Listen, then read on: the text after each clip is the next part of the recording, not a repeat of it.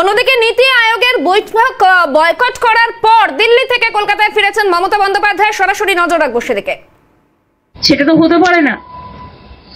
বাংলাকে তো তারপরে আমি সারা ভারতবর্ষের সমস্ত রাজ্যের ব্যাপারে বলে আমি এটাও বলেছি যে আপনারা তো শুধু নির্দেশ দেন আর ছবি লাগান, কাজ তো করতে হয় রাজ্যগুলোকে। অথবা কোভিড কে সামলালো? রাজ্য। আপনারা নির্দেশ দিয়ে খালাস, আর ফিল্ডে কাজটা করতে হয় রাজ্যকে। আজকে যেখানেই যেই ঘটনা ঘটুক না কেন, যে কোনো সাবজেক্টে সবটাই সামলাতে হয় রাজ্যকে। তো রাজ্যগুলোকে যদি আপনারা পঙ্গু করে দেন, তাহলে কেন্দ্রটাও তো পঙ্গু আগামী দিন হয়ে যাবে। এই সিরিয়াসনেসটা বোঝা উচিত বলে আমি বাংলার বঞ্চনার কথা বলেছি, যে আমাদের 1,71,000 কোটি টাকা পেন্ডিং আছে এবং এই বছর এই টাকাটা আরো বাড়বে। এবছরটা ক্যালকুলেশন করা হয়নি। ফুড সাবসিডি বন্ধ, 100 দিনের কাজের টাকা বন্ধ, কাজও বন্ধ, গ্রামীণ আবাস যোজনার কাজ বন্ধ, রোডের কাজ বন্ধ। আপনারা তো দেখলেন ইলেকশনের সময় যেভাবে পাবলিসিটি করেছে, 3 কোটি বাড়ি করে দেবো, 4 কোটি বাড়ি করে দেবো, আমি এত করেছি, সব মিথ্যে কথা। প্রাইম মিনিস্টার নিজের স্পিচেও এই কথাগুলো বলেছেন। উনি নাকি 4 কোটি লোককে বাড়ি করে দিয়েছেন। আসলে মনে হয় স্বাধীনতার সময় থেকে ধরছে, তখন যে ওনারা ছিলেন অন্য দল ছিল সেটা ভুলে গেছে। যত যার বাড়িতে বাথরুম আছে সব উনি করে দিয়েছে। যত রাস্তা স্বাধীনতার পর থেকে ভারতবর্ষে হয়েছে সবই ওনারা করে দিয়েছেন। গেরুয়া করা ছাড়া তো ওরা কিছু করেনি। সুতরাং এই সবগুলো বলছিলাম, দেখলাম বারবার বেল বাজাচ্ছে। রাজনাথ সিং প্রিসাইড করছিল, পাশে প্রাইম মিনিস্টার এক পাশে, আর এক পাশে হোম মিনিস্টার ছিল, নিশ্চয়ই বলে দিয়েছে।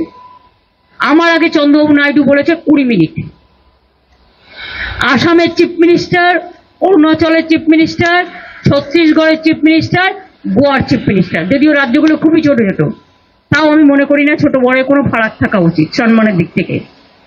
তাও তারা কিন্তু কেউ 15 মিনিট বলেছে, কেউ 16 মিনিট বলেছে, কেউ 17 মিনিট বলেছে, কেউ 20 মিনিট বলেছে। আর আমারটা যেই 5 মিনিটে পড়তে যাবে সঙ্গে সঙ্গে বেল টিপে টিপে টিপে টিপে স্টপ স্টপ স্টপ।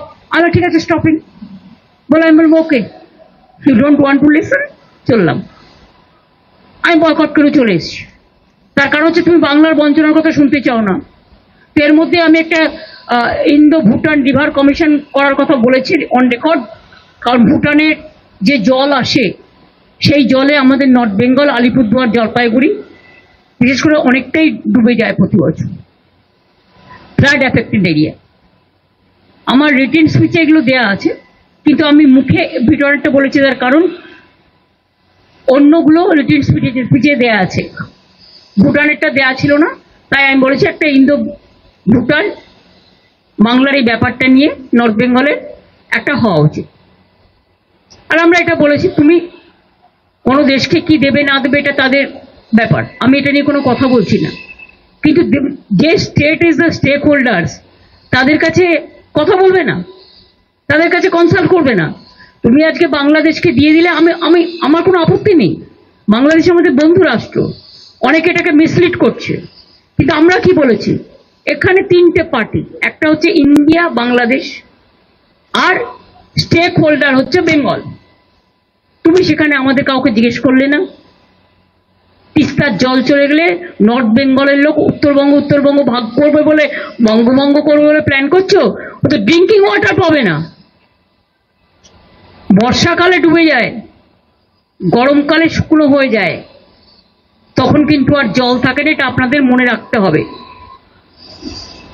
সুতরাং এটা বলেছি যে তুমি আবার ফরাক্কা চুক্তি পুনর্নবীকরণ করলে, আমাদের কিছু জানালে না।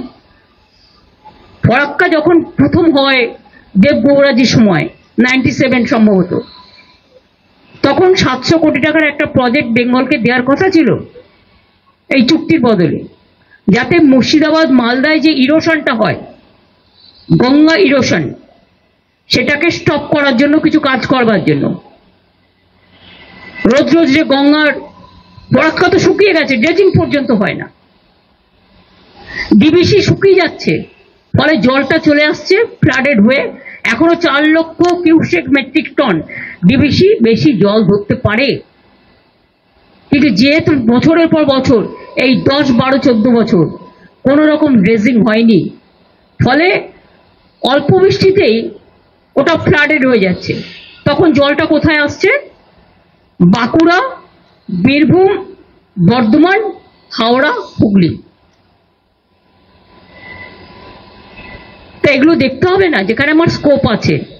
তাও তো আমরা প্রায় 5.5 লাখ পুকুর কেটে এখন অনেকটা জল এই পুকুরগুলো অ্যাবজর্ব করে। অনেকটা সংখ্যক আমরা চেষ্টা করেছি সায়েন্টিফিক ভাবে নেচার দিয়ে অ্যাডজাস্ট করবার, কিন্তু ডিবিসিটা তো ড্যামের জলাধারে যেখানে অনেক জল ধরতে পারে, সেটা যদি তোমরা ড্রেজিংও না করো, যেমন ক্যালকাটা পোর্টটাকে শেষ করে দেওয়া হয়েছে, ড্রেজিংই করে না। সুতরাং এই কথাগুলো বলতে যাওয়া কি অপরাধ আমি জানি না। যদি বলতেই না দেবে, অপোজিশন থেকে আমি মাত্র একা গেছি, ওদের উচিত ছিল আমাকে 0.5 ঘন্টা অ্যালাউ করা। আর আমি এত অনুপযুক্ত লোক নই যে আমি আমার টাইম মেনটেন করব না। বক্তৃতার প্রথমে শুরুতে রাজনাথজি বলেছিলেন 5 to 7 মিনিটস, তা তুমি আমাকে 7 মিনিটসও করতে দিলে না। 7 মিনিটস করতে দিলেও আমি বাদ বাকিটা বলে দিতাম। তুমি তোমার বেলায় 20 মিনিট,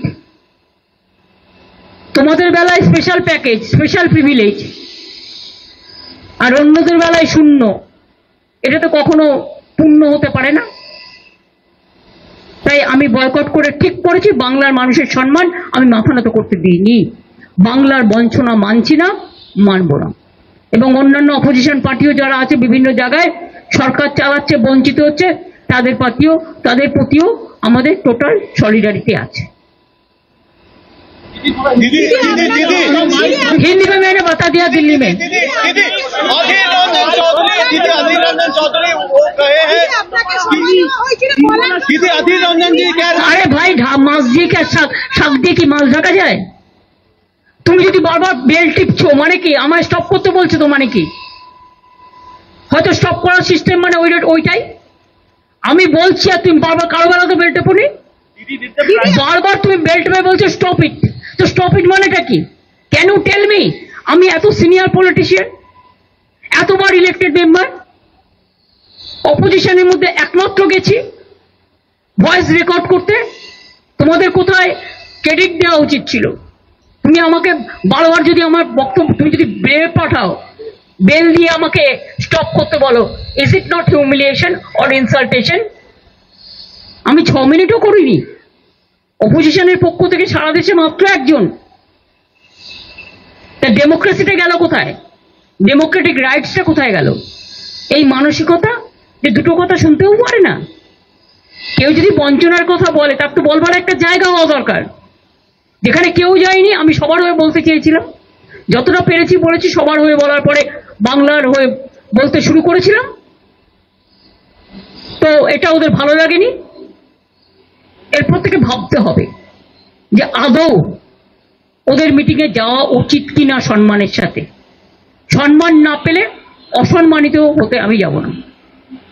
अधीर रंजन चौधरी जी कह रहे हैं, छोड़ो तो कौन है बात।